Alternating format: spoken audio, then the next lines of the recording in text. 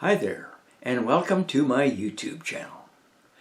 Many people know about Alice in Wonderland's Cheshire Cat, but to be a little different, I painted a purple and magenta cat with red heart-shaped eyes a while back. But hey, who says can't be colorful or even psychedelic? And to be truthful, I may have been smoking a wee bit of wacky tobacco and had a few cold beers. I'm known to do that once in a while. Although I've had several cats during my lifetime, which admittedly I have to confess, I'm not particularly fond of the furry little creatures. Perhaps it's because of their nonchalant attitudes, arrogant airs, or they're covered in dried spit. After all, they seem to be forever licking themselves, don't they? Have you ever been licked by a cat? It's like rubbing sandpaper on your skin. I pretty much like all animals, and for some reason or another, they often take a fancy to me as well. If they stroll over to me, I'll often give them a little pet and be friendly towards them. However, saying that, I don't really go out of my way like some people do and make a fuss over a pet, especially pussycats.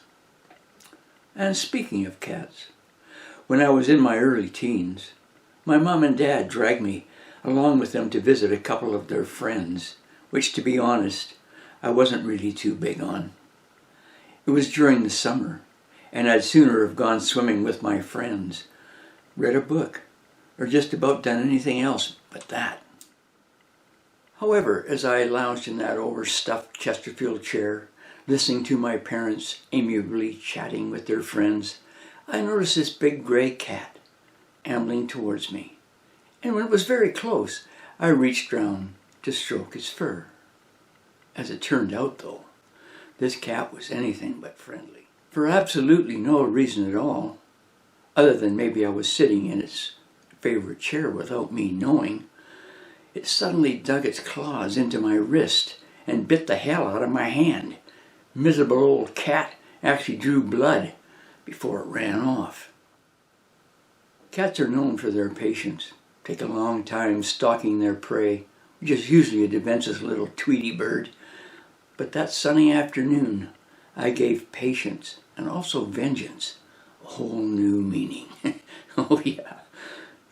It wasn't long before that old cat, probably thirsty for more of my sweet blood, and seeing my arm hanging over the side, the chair came creeping up. But I was ready for it. My hand was bait. It was probably thinking that I hadn't learned my lesson, but before that ornery old cat could sink its sharp fangs into me, I grabbed its scrawny neck and began slowly strangling the son of a bitch.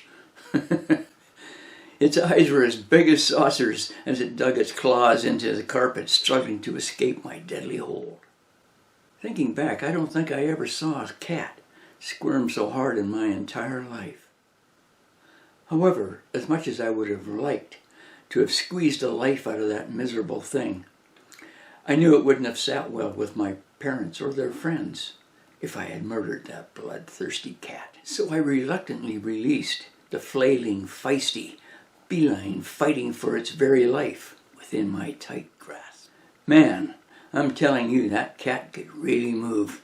It was just a gray blur as it streaked across the living room floor, flew up over the couch where my mom and dad were sitting, and leaped through the open window.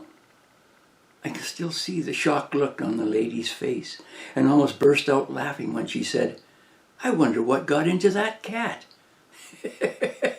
If she only knew.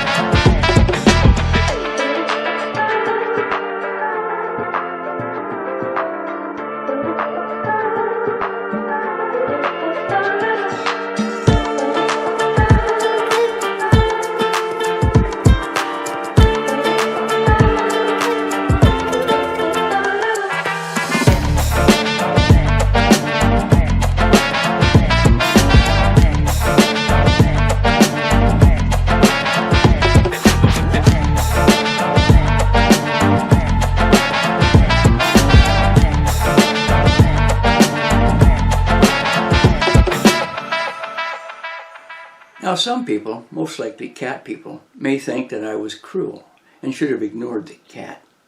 And maybe I should have. But to be honest, I still get a big grin on my face whenever I think back to that sunny afternoon. And that's about it. Thanks for listening to this old man's rant. And if you liked it and don't want to miss out on any more of these posts, please subscribe. Or at least give it a little like. Just a little like. Cheers, eh?